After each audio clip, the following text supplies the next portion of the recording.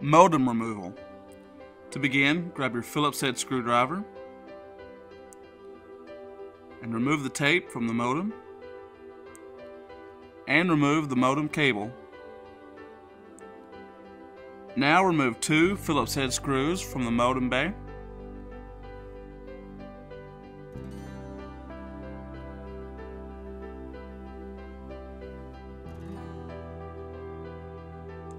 And lift up on the modem, disconnecting it from the logic board.